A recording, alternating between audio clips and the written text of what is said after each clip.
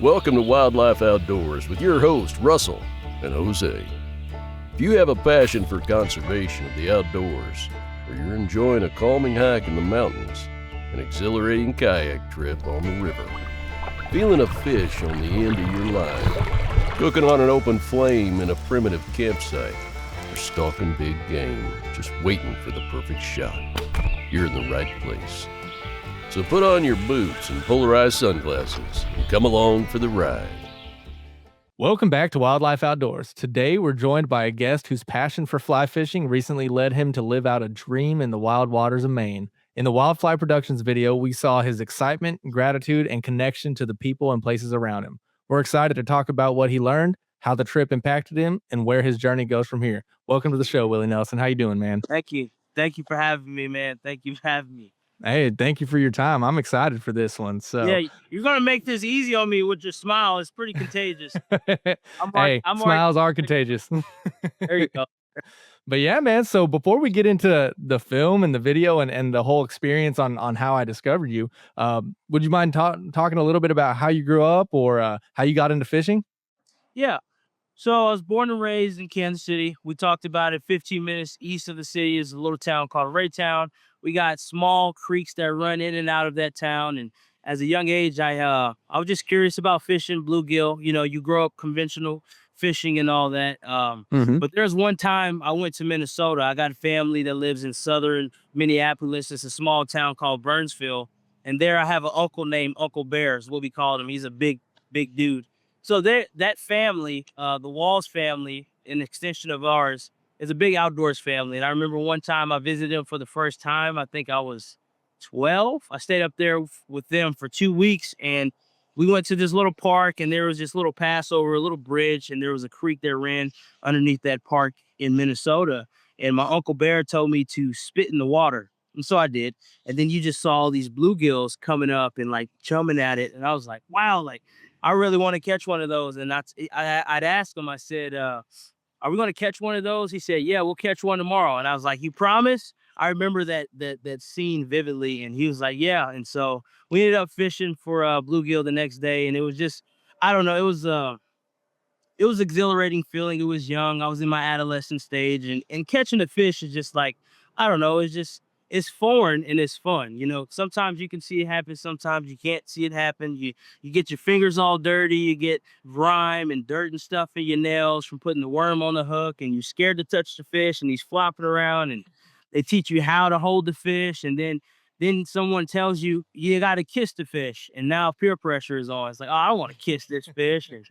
And so it was just like its own world inside of fishing that got my wheels turning. And it's just, again, it kind of brought that inner child out of me, and allowed me to be vulnerable, I guess you could say. Because I mean, running water, still water, whatever it is water.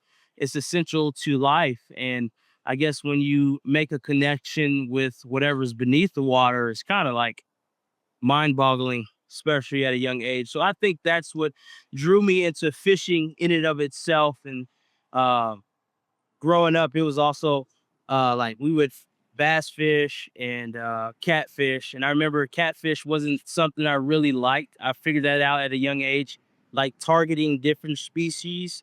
Like catfish were cool, but like the BJ bait, the chicken liver, that was just kind of nothing against anyone. It was too gritty for me to like, there's nothing wrong with that. But I was just like, I don't know, I'm getting tired. You gotta sit there and you wait so long. And I don't know. I Yeah. just wanted something that'll, I guess, keep my attention at a young age. So I switched to bass fishing, and I kind of took that to college when I went in Iowa. And that was cool because I was out there pretty much by myself. So whatever knowledge that I had prior to college, I had to use it out in Iowa by myself because there was nobody holding my hand, taking care of me and stuff. So then you start reading maps and reading water, and asking people, well, what's in here? Or how do you fish this? Or now it gets into like, okay, the time of day, the seasons, what color are you using? Are you fishing up Hmm. top? Or are you fishing down low? I mean, it was nuance. And I think that's what morally what I think I was chasing, in fishing. Like Yeah. there's so many different avenues, there's so many different ways. And what I appreciate is that I can make it my own. Everybody could make it their own. Fishing, you can make it your own. It's like I mean, down to the brand that you wear, down to what hand you fish with, down to like, if you find a color or a lure or a fly that you love, you fish it confidently. And I feel like when you fish confidently, you kind of like reap what you sow. Like the odds are in your favor when you're fishing something confidently. I feel like it has an effect, almost Absolutely. magical. I don't want to use that terminology, but it's almost magical, It is. It's almost like a magical, spiritual kind of connection that we have, and I mean, there's something to be said about that because there's been numerous movies made and numerous people that have written, literary books about how therapeutic being in the outdoors can be, or Yeah. more specifically, just fly fishing in general. Of course, there's a river runs through it, and then the movie that came out a couple years ago, "Mending the I'll Line." never It's a do phenomenal content. watch if you haven't seen it. Yeah. But I What's it mean, called? it's "Mending the Line." Yes. Yes. Okay. Okay. Yeah, it's a really good movie. And it's just, I mean, there's just so many therapeutic things that could be said about being in nature. But you touched a little bit on how like you transitioned from bluegill to bass, catfish, and stuff. At what point did you discover fly fishing? That was 2023 in the month of February. We were in Colorado, Big Thomas, I think, stretch of water, right next to Estes Park. I think it was probably Lyons, the town that we were in, Lyons, and we were fishing right below the dam at Big Thomas, and I was with two friends from Kansas City, and one of them had some knowledge over, how to do this. His dad has taken him, and I was like, all right, yeah, let's try it. I'm like, I like fishing. We'll try this. And so we made that trip out. We drove. We went to a fly shop near Denver, Colorado, and I think the first thing that got me was how big this fly shop was. It was huge. You walked in, it was like almost paralyzing. I think I forgot the name of the shop, but everything was like orange apparel. It had waders, boots, reels, rods, hooks, fishing nymphs and stuff. And I'm come from Midtown, so um Midwest, so I'm used to like big hooks and treble hooks. And I Mhm. remember we got outfitted by one of the guys, and he I had my hand out, and he was like, yeah, they're going to be biting on these and these. I think he handed me like some root beer midges or something real small. And I looked at it, and then I looked up at him. I'm like, what am I going to catch with this? I was just so foreign. It was just so foreign. And so that got the wheels turning. And then we went out to Big Thomas, and I remember it was freezing cold. I got one size short, small waders, so my feet were like literally stacked on top of each other, and my boots were a little bit too small. I'll be honest with you, it was a terrible experience. I'm not even going to sugarcoat it. It was a terrible experience. I didn't know how to cast. I'll put my reel in the water so I can get like the fly line through the guided eyes, and then I'll get ready to cast, and my reel is frozen. It's legit frozen because the water is so cold. And I think the thing that agitated me the most was I could see the fish and they could see me also, but they didn't want no part of what I was having, and I'm Right. pretty sure I got a hypothermia that trip. No. But I think it was the fact that I wasn't successful. Yeah. Morally, to what, I don't want to be too long-winded on this, but yeah, this it was the fact that I wasn't successful, and I could see the success right there. Like I saw the fish, and I'm Right. pretty sure they saw me. But after replaying that trip, I remember I had my son to the back. I was making way too much noise in the water. I was casting terribly. I don't know. I don't even know if I had an indicator at the time. I was just trying to go off a field. It was a whole mess. Yeah. But I think it was the fact that we stayed out there as long as we did, trying really hard. It was like a collective effort. I didn't want to give up on them, and they sure didn't give up on me. Nobody caught fish. It was a big fat donut that we all caught amongst us three. Almost similar Man, to this trip I'm at today, but Colorado humbled me for sure, and that's how I got introduced to fly fishing. The fact of not being man. successful. So That's a tough way to get into it. Normally, it's the opposite. People were like, well, I tried it out because somebody knew how to do it, and I hooked the fish, and I was hooked from that point. No pun intended. But yeah, yeah, yours is like the polar opposite to that. But I mean, it seems like just from watching the film that you were in, it seems like you're a pretty motivated person, and so I can see how from what I've seen of your personality, you're like, man, I'm gonna get it next time. Like I'm gonna figure this out. I see the yeah, potential for success is right there. I can do yes, sir. it. Yes, sir. And it is. I mean, it's. I hope it's not in vain or it's false. I mean, it's just like trying to be like optimistic about it because God willing, there will be another time, and if I learn from this time, I will never be better. If we don't learn from our mistakes or our failures, we will never be better. We'll just stay in this box. And I'm not the type of person who likes to be in a box. I don't think most of us do, but I try to chase adventure. I try to chase something that uh might make me feel uncomfortable within reason.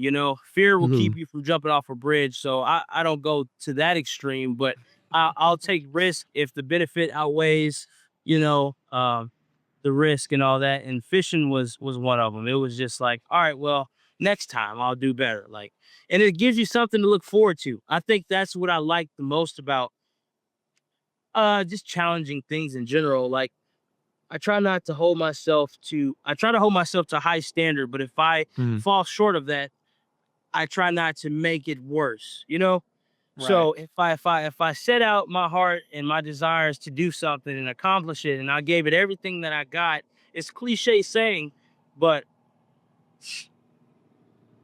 if I've given it everything that I got, I can be a happy man and learn from that too, because whatever residual that I have in the tank, that excitement, that letdown, I can use that toward practice or reading water or fishing or just reading anything in general if I want to learn more about it. Cause I'll be honest with you, man, like even now I don't have a ton of money. Like I'm a fireman and I make good money, and I'm pretty smart with my money, but I don't have a ton of money, so like, yeah, I can pay for a guide and pay it forward that way. But a lot of times, man, like I just try to figure it out on my own because it goes back to like making it your own, like Mhm. making it your own. Like if this is something that you desire, it's okay to like get help and ask for help. And if that's your jam, then that's your jam. I would love to be on a boat every day if I could. I would Right. love to find fish or swing dry flies near the shore in the middle of the boat. Like I would love that. But unfortunately, I can't have that now, but that doesn't mean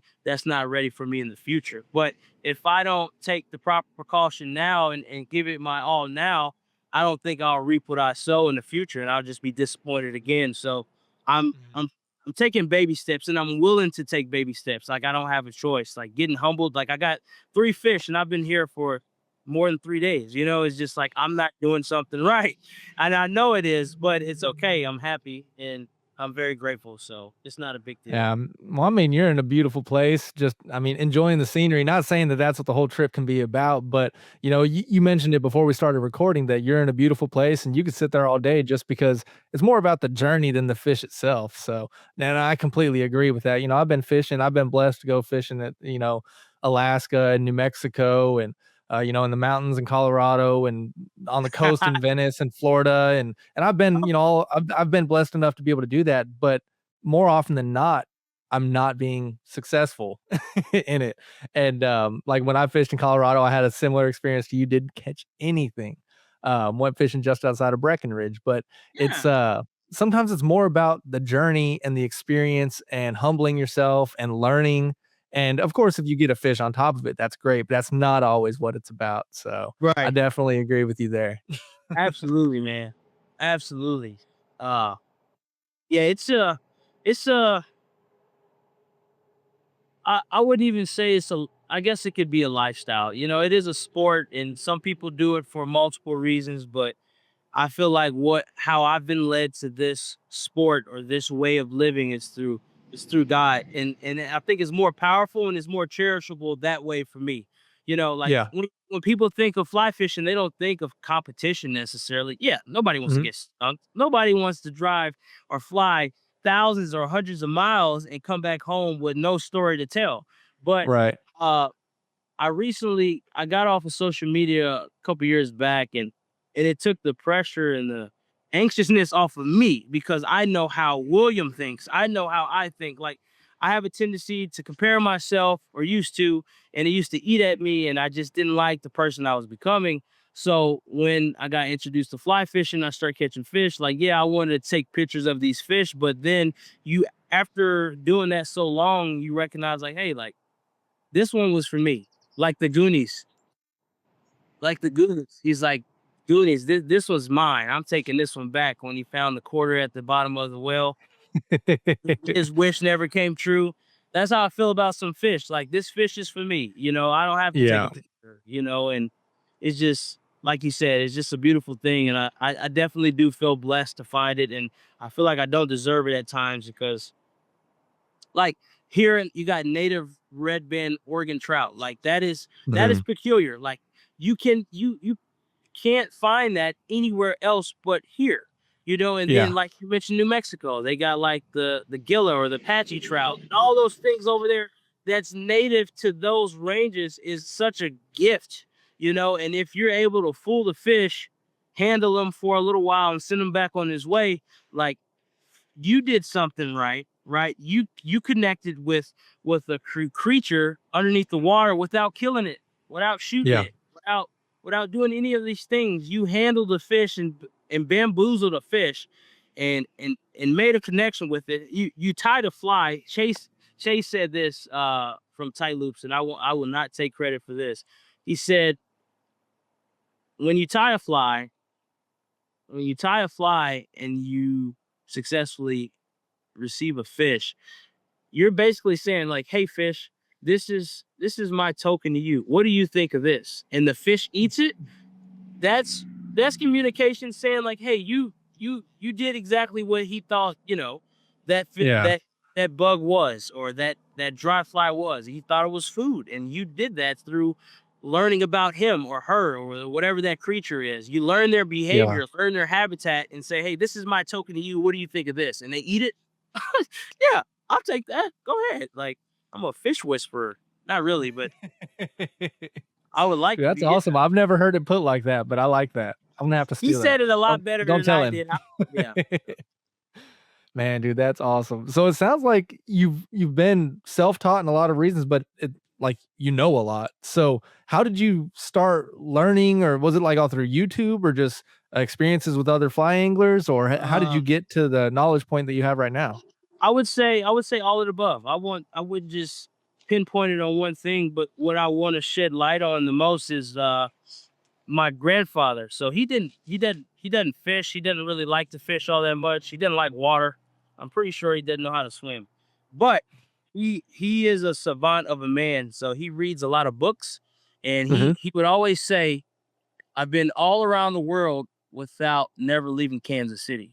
And I was like, what are you talking about? Like, when I was young. Now that I'm older, he's read so many books, read about things, paid attention to things that's going around, that he can use his creative imagination to picture what this looks like, or to picture what this smells like. And so what I'm Mhm. saying is, I've read a lot. I've tried to read a lot. Like, my attention span is little to none. So I'm not going to sit here and say I'm a bookworm. That's why I mentioned, like, Drake magazine books, or Drake magazines, or Fly Fisherman magazine. Like, I read stuff that's going to help me on the water.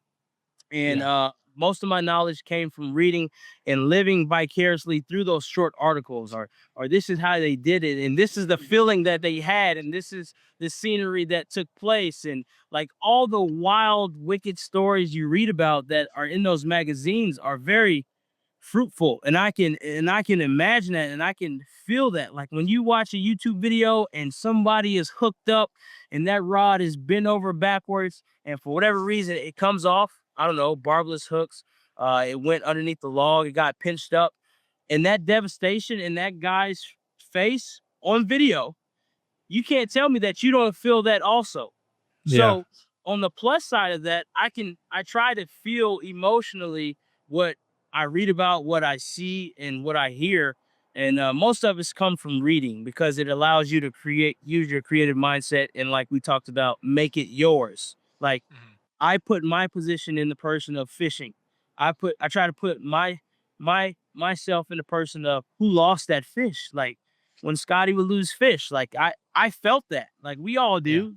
It's somebody that's passionate about it, or want to learn. You feel that, and a lot of that feeling, I guess, as men we think more logically, but the feeling a lot of feeling was driven from reading magazines, and books and guides and stuff, and also failure. You can't Google Mm. experience. You just got to go out there and do it. So I think that's one thing I've been blessed to do, to use my 2 legs and go out there and just do it. Absolutely. And I think failure is a big part of it. Like, there's just something to failing forward, as I say. You know, it's okay to fail. Everybody Yeah, fails. Everybody inherently everybody's going to fail at something. But if you fail forward, you learn from it, you move on. Or even if you take away from it, then like, nah, you know, that's not for me. That's perfectly fine. But as long as you're failing forward, I think that's like one of the biggest keys to doing anything successfully, whether it be fishing or you know, hunting or hiking or drawing. I mean, anything in life. As long as you fail forward, like it's gonna set you off on a better foot. it will. Yes, it will. Yeah. Now I'd like to tell you about a couple of our sponsors. First, we have Bucked Up. When you're out in the wild, whether you're stalking a trophy buck, casting for that elusive bass, or trekking through rugged terrain, you need more than just grit. You need fuel that matches your passion for the outdoors. That's where Bucked Up energy drinks and supplements come in. Crafted for those who live life on the edge, Bucked Up offers a range of products designed to enhance your performance, endurance, and recovery. From the early morning hunts to the late night fishing trips, Bucked Up has your back. Use promo code WLO20 at checkout to receive 20% off your order. Explore their full range of products by clicking on the link in the description. Next, we have Foretold Coffee Company. Start your adventure with a brew as bold as the journey ahead. Foretold Coffee Company crafts ethically sourced small batch roasts for those who find peace in the wild. Founded by Army veteran Joshua Sandoval, each cup reflects resilience, exploration, and the spirit of the outdoors. Whether it's the light Peruvian cocoa, the medium El Salvadoran bourbon, or the dark Mexican honey, each cup is perfect for the base camp mornings or fireside evenings. Subscribe to their monthly coffee club for 10% off and stay fueled for every expedition. To learn more, visit foretoldcoffeeco.com. So, I mean, we've briefly touched on the video a few times, so I guess we could talk about it. So first off, I mean, I thank you, Scotty, for you know, sharing our information with each other, because I'm excited for this episode. But how did, like, obviously, so I'm in Patreon, as you are, and so he put out Yeah. on the Patreon saying, you know, post what your dream trip would be, and so that was the beginning of it. But how did it go from that to you getting a call and you going on the trip? It was honestly so amazing. I have never met Scotty. I've never even talked to him. Uh, and I remember there was one episode where he just moved to Utah, and then he went to a coffee shop called Red Moose, right in Mhm. Salt Lake, and he ran into a barista named Lucas. And I remember he posted that video, and I was like, "Oh, that looks cool." Just so happened, like a month or two later, I ended up going to Utah with a friend on a work trip. So I was like, all right, cool. Like while that friend is at the work trip, I'll use this rental and I'll go to Red Moose. And I ended up going to Red Moose. I didn't see Lucas there at all. But I got I think it was a lavender latte and a bull chicken burrito with eggs, you know, vegetables and potatoes. But there was a guy there named Joe or Josh. Forgive me if I'm wrong. He was a military guy, ex-military guy, but he also owned the shop. And I had a challenge coin from Kansas City at the time. A challenge coin is like when you commemorate people on doing good, or you encourage them to continue to do good wherever they're pushing past. It's like a pick me up, you know? So there was a Mhm. challenge coin of the station that I used to work at, and I gave it to, I'm just going to call him Joe. Forgive me if I'm wrong. Joe, the challenge coin. I say, do you know Scotty? And he was like, and he turned his head like really hard, insinuating he did. I was like, yeah, like I'm just a big fan. You know, I was just in the area and I saw that he posted this coffee shop on one of his videos. Like, could you give this challenge coin to Scotty? He was like, yeah, man. And I was fixing myself to tell him what the challenge coin was. He was an ex-military guy. He knew what a challenge coin was. So I got my food to stay. I went in the corner and I was eating my food, and he pulls up a chair right next to me and asked me, like, how do you know Scotty? And I told him, like, well, I don't know Scotty. I know him vicariously through the videos, and he posted this on this video, and I'm just here just to pay it forward and tell him hi, and hopefully I run into him. I was just nervous. I don't know why. Like I was like, what are the chances of Scotty actually being in here? You know, it's a really small parking lot. I didn't see his vehicle, so I'm like, all right, I might be all right. I'll just give this to somebody and they can handle it. But Yeah. he sat down, he gave me 2 big bags of coffee beans. He was like, this is for the barracks. because he knew I was getting ready to go fish somewhere local. And then he gave me like a free T-shirt. I was like, man, that was cool. That was cool. And so I'm pretty sure Scotty got it. And then I went back the second time, dude, because that same friend had like a site in Utah, and so they had to do the site. And so I went again. And the second time I went, I saw Lucas. And I guess Lucas heard about me through Joe because, they were in a relation, they knew each other. I was like, Yeah. hey, Lucas, like, how you doing? Like, I seen you on Wildfly, whatever, Starboy, Starstruck, whatever. And we ended up just talking for a really long time. And he told me how he met Scotty. And I was like, man, this is really cool. Like, you're very fortunate, like, to be in this position. I'm happy for you, man. Like, it seems like Scotty's a great guy. And like, I'm blessed to meet you, Lucas. And Lucas was a great guy. Like, I can hit him up right now. He always seems to answer. Like, I'm not a big phone guy, but every time I call Lucas, which is not often, he always answers.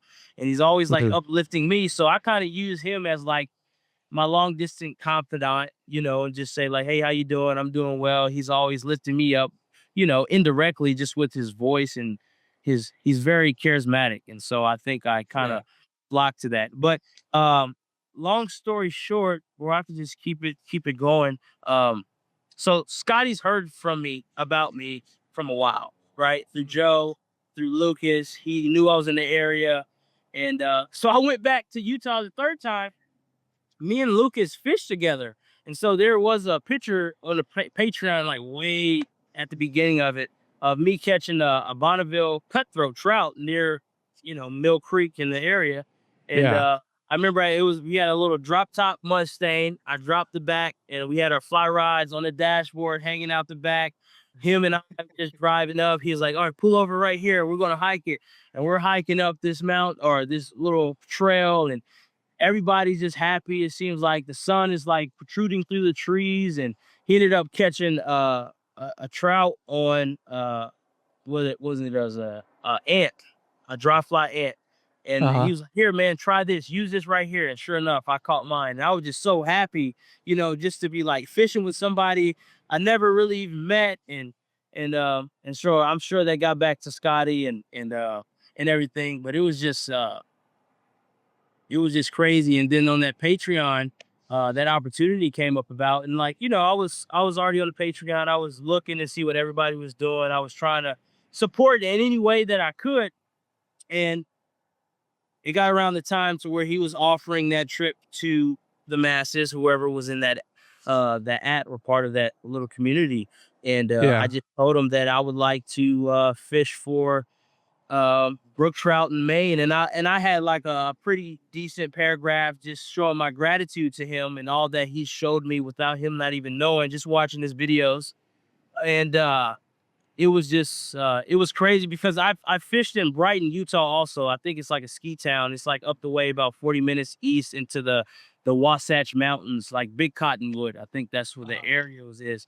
And I caught a small little brook trout, really small. And he was covered in snow. I didn't have a net, so I pulled him on shore, and he was covered in snow. And I remember I had him and I put him in the water, and I watched the snow melt off of him, and I saw his colors shine. And I was just like, Yeah. dude, this is like gold. Like, I feel this. And I think that was another reason I wanted to fish for brook trout, because you get Mhm. curious about it. Like I mentioned on the video, like, well, where are they from? They're native ranges. Are they native here? Or what do they like to eat? How big do they get? What's the biggest brook trout ever caught? You just start going down this rabbit hole. And I think that was another reason I wanted to go to Maine. So that encouraged my decision to Maine. After I said all of that, he ended up calling me. He called me twice while I was at work at lunchtime. Firefighters in Midwest eat lunch at 12 and dinner at 6. Every station. We got 39 stations. Doesn't matter where you are. Those are the two times you are going to be at the table, and we're going to eat as a family. And he called me twice at 12, and I was at a mouthful of food. He FaceTimed me. Right, he FaceTimed me, and it was like this Uh-huh. 672 number. I was like, I don't know. Usually Scam Likely calls you. They don't Right. FaceTime you. So I was like, all right, this might be somebody I don't know. I had no idea who it was. I didn't answer it both times. And then he was like, hey, Willie, it's Scotty. Give me a call when you can. And dude, I got up from the table, excused myself among the fellas, and I went in the back room facing east where it's optimal sunlight. And I think that's where you saw me, where I was ecstatic when he called and I answered, and he was like, hey man, you're the Patreon winner. I had a mouthful of food. I was covering my mouth. My hands were ashy and everything. I was just like, oh man, like I didn't really. I was at a loss for words because it was like I was so grateful, but at the same time, it's just like I wanna let him know how grateful I am, but I didn't even know what to say. Like that was a true like stunning feeling. It was. So I Yeah. I, I appreciate him for that, and that's kind of like how that worked out. Dude, that's awesome. Yeah, I think I posted it was either a flats, like South Carolina flats Reds or um, South Louisiana Reds. I know mine was a redfish one that I posted. But yeah, whenever he announced that it was gonna be a Maine brook trout video, I saw the clip after y'all had already filmed. I was like, dude, that's awesome. Because brook trout is like one of my bucket list fish also.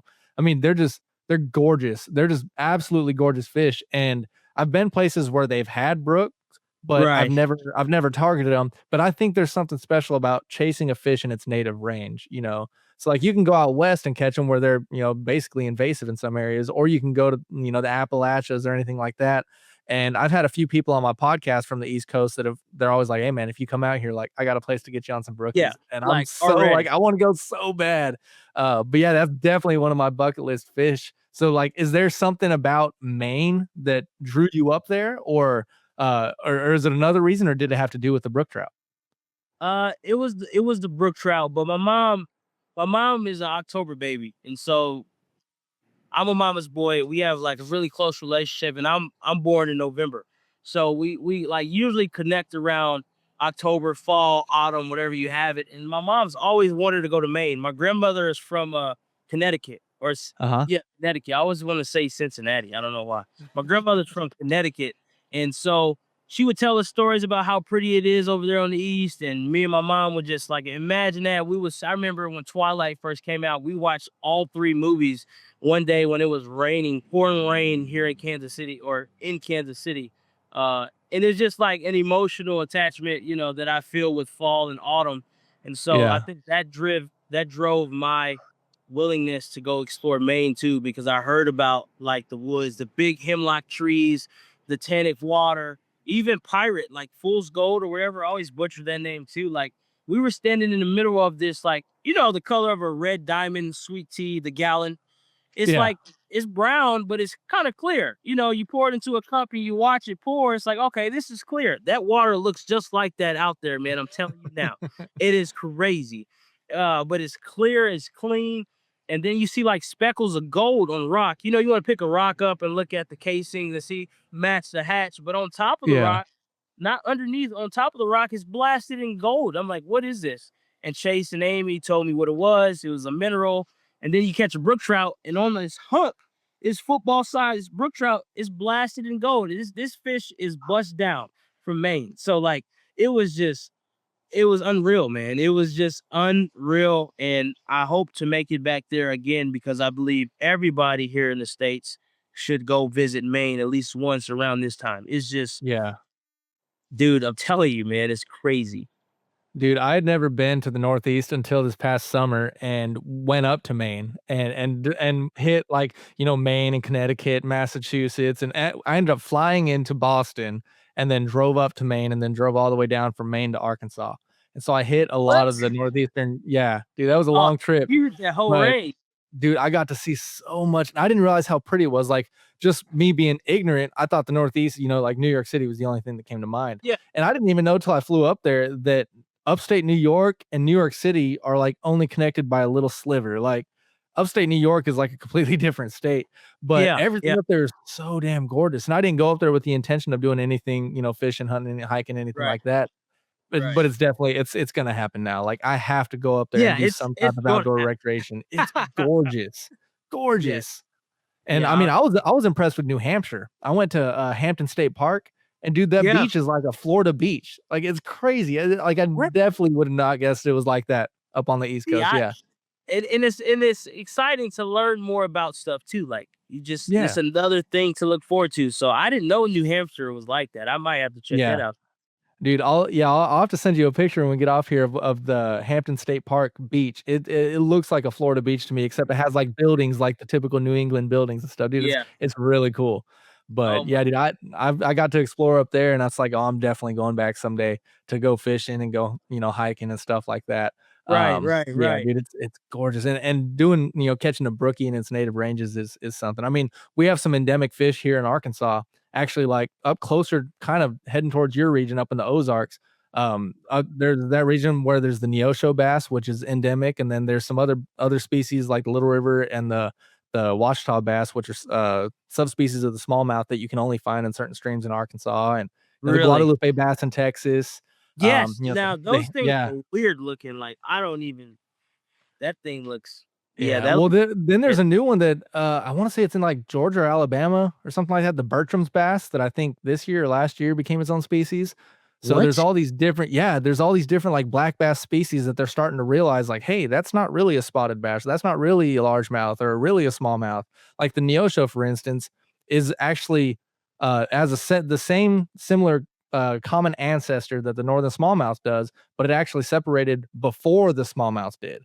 So it's actually an older species in the smallmouth bass, and it was listed as a subspecies until last year. And now it's its own species, Micropterus velox, I think is what the scientific name is. But yeah, dude, it's crazy how that stuff works. It's just yeah, it's just mind boggling. Like how in the world? Like I mean, nature doesn't need our help, man. They just It doesn't. I mean, most of the reasons why nature is having issues is for anthropogenic reasonings. We try to control stuff ourselves and we end up hurting it. And, speaking on the Neosho again, like they started introducing the northern smallmouths in like late 10 killer when they dammed it and stuff from the Illinois River watershed, and started realizing like, oh, well, the smallmouth aren't getting bigger. Let's take them from Michigan and, put them in the lake to make them get bigger. Now they right. realize that it's a different species. So it's Oh my stuff goodness. like that, dude. It's crazy. But like, just I don't know, there's just so much history and so much in like when you're chasing these animals and just having these interactions with them in their native Right. ranges, like you can just think about the history and over the hundreds of years that humans have interacted with this animal in this native range. Like there's just something to be said about that, and it's just amazing, and I love it. It is, man. It's like a little token. It's like you found this. Not everybody knew this, or not everybody's willing to put in that effort to find out about it. But you did, and you found, and you sow. And I think that's the greatest reward. That stuff is more precious than gold because it's wisdom. It's Yeah, understanding. Like that's I don't know, man. Like that's yeah, awesome. I it is just for sure. see that's So yeah, dude, I love it. So now that some time has passed from the trip, like, how has that specific experience impacted your outlook on fly fishing and your life in general? honestly, man. It's it's just enhanced it. It just enhanced it. I think that was just a chapter in my book that I am going to be forever grateful for and make sure I'm sorry, let's see my phone. Make sure that I pay it forward. That is my goal is to pay it forward because what was given to me was it was life changing. It enhanced what I was looking for. It made me feel like this is a gift from God because He puts me in these places with these people at this time to pour into what I thought was just like, oh, this is cool, this is nice, but like it just kind of moves me, and I feel like Yeah, He's given me a voice at work to help people. He's given me a voice to uh like being a beacon to somebody. Like this is healing for me. This is literally yeah, my left foot and right foot are in the water right now. Like it's healing. Yeah, it's cold, but it's manageable and it's bearable. And it's just like refreshing. It almost makes me feel like I'm cleansing myself, because I was brought here. I'm just following the trails that are running parallel to the river. And now I got my feet in the water. And it's just something that take a man fishing or take a woman fishing, take someone fishing, and you'll get a whole different side of them. They may be mhm, quiet for a while, and then after so long, they'll just probably word vomit or blot out. Or when you go in the car headed back to your everyday life, you find that the anxiousness starts to come back. And when you yeah, recognize that and realize that, you was like, okay, well, I didn't even know that I wasn't anxious out there fishing. Like I didn't even know that until I'm in this car getting ready to head home. And then you yeah, just start chasing that feeling more. And so what Scotty and Ty Loops have done for me is giving me a new light that I can shed and shine for with other people. Like I can share that Yeah. experience, I can share that story, but not just sharing it as like a self-glorification thing, sharing it as like, hey, you can do this also. Let's go to Arkansas. Like I got a buddy here from work who's pretty much never fly fish. I mean, we would fly fish and stuff back home, but this water is completely different. So, the learning curve, me being patient with him, like so he can cast correctly. Him, let's like taking it from square one. This is how you cast. This is the back cast. This is the row cast because we got bushes and willows and stuff behind us. Like me being patient with someone else is also healing for me. And I feel like Yeah. that is enough for me for the rest of my days. Now it's like I want to be a fly fishing guide at the end of my career with the fire service, and that's what I'm grateful for is just this chapter that I've been a part of, that everybody's been a part of, like the comments, the people, like it's just overwhelming in the best way. And it's like, how do I give that back? And it's like, well, just give it back to the next person. Like that's what it Yeah. is. That's how I feel. Sorry for the low lighting. Hey, no, you're good, man. So, like, you started doing a lot more fishing, and it was more of a solo thing. Have you found any more community since the trip, or has it grown exponentially since actually finding community with them? Well, like I mentioned, I'm not really on social media. Yeah. So I'm not the people that've been reaching out has probably been like in the YouTube comment sections or Mhm. like on Patreon. So I've been able to I wouldn't even say make relationships, make connections, but they haven't really went anywhere yet. Uh Right. but as far as like the people I see every day at home, my family, my friends, yes, I would say I helped make an impact based on what was given to me. So I'm okay with that too. Like it hasn't been like a grand thing, but it's the a journey of 1,000 miles starts with a single step. So I'm willing Yeah. to just help as much as I can wherever I'm at. And my grandfather also said, uh, don't matter how you get there as long as you get there. So if I'm going to heal or help shape people or just with what I've been given just based on fishing, uh eventually it'll be hopefully a handful of people I've helped because a handful of people have helped me. Yeah.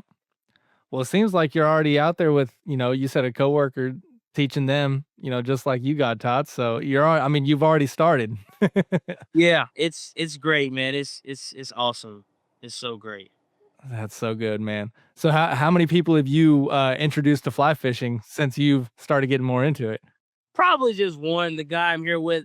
Yeah. He's pretty much committed. He's passionate, but I can tell that it's like it's an uphill battle right now because it's so nuanced. It's so many Yeah. things going on. Like the vegetation across this river is different. Like you got willows and then you got trees and then you got like an open space, but then you got a taller tree behind you that you need to watch out for. So it's the water vortex, reading the water, water runs on a straight line. It doesn't move in a curve. It just goes bank to bank and river right, river left. So we're trying to put into perspective what that looks like and where the salt water is at, where the foam line is at, where the fish are at, like paying attention to so many different things without it being paralyzing because Yeah. fly fishing by itself is hard enough. Then you got to read the water. Then the wind is coming down in the canyons. Then it's like, it's so much going on that I don't want it to work in the opposite way. So I'm trying to be patient, but he's I probably helped inspire one guy into fly fishing, and we've been traveling. We go to Arkansas quite often to fish. Really? We Merrimack, South Missouri, Merrimack, and like some of the trout parks. But that stuff is different than out here. So Yeah. makes us feel like we're chasing something pure. And he's being patient with me, and I pray he continues to be patient with me, and I'll be patient with him because it's getting tough. Like I've only caught like 3 fish. And he's caught a pretty big fish, but it was a white fish. So it's like, Yeah. like we paid for a guide tomorrow, so we'll get on some fish. We'll be okay. That's awesome. So has he only caught a whitefish? He hasn't caught any other trout or anything like that? No, not yet. Not yet. Well, let's pray that that changes tomorrow. Yeah, that changes tomorrow. Yeah. Man, dude, So that's awesome. What species have you caught? I caught 2 Oregon red band trout yesterday, and man, I hooked into 2 big fish, and it was barbless, and I got him on. I had to slack out. I got him on my reel, and then he popped off because I think it was 2 rainbows because they both jumped up and flopped around, and it came off. And I looked at it was an orange perdigone, it's barbless, and so I I don't know how to hook a fish barbless, I guess. Like, I'm fishing a 9-foot 4-weight, and I just feel like I'm dry dropping it. I got a big tan chubby up top and a perdigone about a foot below it. And I just feel like I'm gonna rip it off, but I'm supposed to trust my knot, but I'm just not used to fighting a big fish on a Yeah. 4-weight or a big fish in general barbless. So I just don't know how to do it. And so I lost 2 big fish. And the second one, I thought he was a brown, but because I hook set it, but he just stayed there. He didn't move. He just stayed right there. And then I was like, Really? "Okay, I don't know if this is a fish." And then he started moving. I was like, "Oh, this is a fish." And then I got him on the reel, and then he jumped up again and he popped off. But the second Man. fish, he just sat there at the bottom, and I'm like, man. Man, so I'm no fly fishing expert, but what direction are you setting the hook when you're setting the hook? So if I'm casting, I'm river right, right? I'm Okay. river right. Can I move my camera so where you see me better? Yeah, yeah. All right. I don't know how. All right. So I'm river right, and I'm casting upstream about 45 degrees, and I'm mending upstream as well, so it has a natural drift. Right when it's like 45 degrees downstream, right before it starts to swing back to the side, Mhm. that's where I've been getting hooks, and I've been just hook setting straight up because I'm Okay. following the tip of my rod with the chubby. Yeah. So it just has a natural drift, and then I'm just hook setting straight up. But there's also a steelhead run. I don't think it was a steelhead. It would have snapped. It would have took off so bad. Uh, but I think it's just a really big rainbow, and I just hook set straight up. Probably 45 degrees downstream, right before that chubby starts to look unnatural and swing towards the shore. That's where I've got the hits, and I've just been lifting straight up on the rod, reeling at the same time while I'm capturing fly line, and then it's on the reel, and then the second time I kind of pulled him towards the slow pocket water, but he got off. Dude, that feeling sucks. It does, dude. Remind me. It does. Yeah, dude. The only reason why I was asking is because I've seen a lot of people where whenever they set, they'll try to set upstream. And if you're using barbless hooks, you don't have that extra barb, and just the way that the hook's shaped, you're gonna pull it out. So I just want to make sure you weren't making that mistake, but it sounds like you're doing it right. Yeah. Yeah, it's way different fishing for trout than other species. We do have trout water where I'm at, but dude, I fish for warm water species more often than not. I fish for carp and pickerel Yeah, and yeah. all sorts of stuff, dude. I love it. Dude, that's good. I would Yeah. like try to target those back home, but I don't do so hot with the cart. I would try to. I'd probably get my 6 weight out Dude, there. it's tough fishing. I mean, I've caught some 30-pound plus carp, and it's tough, but it's addicting, and it reminds me of like fishing for redfish. They're very similar in their temperaments, Yeah, yeah, and yeah. yeah, there's such a small window of success, and that they have a very strong lateral line, so they can feel so much in the water. They can feel so Yeah. much on the bank, so you have to be real careful with them. Their eyesight is phenomenal, so they're a very difficult species to chase, but dude, they're so much fun. But if you're ever down in the area, or if I'm ever up in there, man, we should get together and try to get on some fish for sure. Oh yeah, man, absolutely. I plan on coming to White River this probably December and swing some streamers. I don't know. We'll see. Awesome, man. Well, if you Yeah. ever have any questions or anything, I have a bunch of guide friends that are up there in the White River area.